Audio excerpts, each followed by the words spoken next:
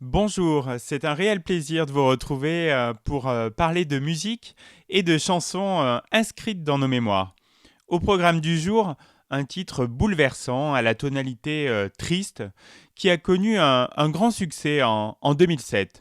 Je veux parler du morceau Back to Black de la grande Amy Winehouse.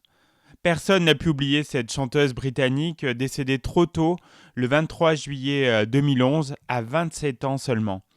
Amy Winehouse, c'est la révélation musicale du milieu des années 2000. Elle s'impose dès 2006 avec sa voix old school et sa musique rétro, sertie dans l'âge d'or, les années 50, 60, de Etta James à la Motown, en passant par Dusty Springfield et le blue beat jamaïcain. La chanson qui nous intéresse aujourd'hui, Back to Black, figure sur l'album du même nom, sorti fin 2006 et produit par l'iconoclaste Mark Ronson. Le premier extrait de cet album fut Rehab. C'est grâce à cette chanson qu'Amy va connaître un succès ultra populaire, la propulsant sur le devant de la scène et confrontant le public à ses problèmes d'addiction dont elle parle dans la chanson. Back to Black est donc le deuxième extrait de l'album et probablement l'un des plus bouleversants. Le titre en lui-même, Retour au noir, explique parfaitement le thème de la chanson.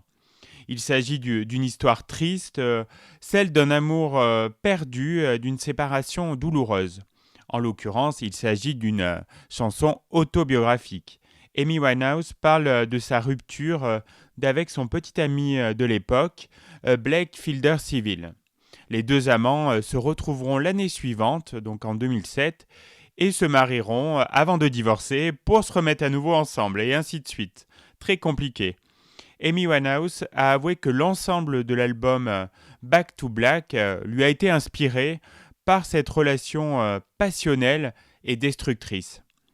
Dans la chanson, la star britannique fait par ailleurs allusion à ses problèmes avec l'alcool et les drogues, deux poisons qui reviennent frapper à sa porte dès que son amour, lui, s'en va. Dans ce morceau, elle raconte comment elle a été trahie par son homme qui, après avoir profité d'elle, est retourné avec une autre femme. Dans le clip, tourné en noir et blanc dans un cimetière londonien, Amy assiste à l'enterrement de son propre cœur.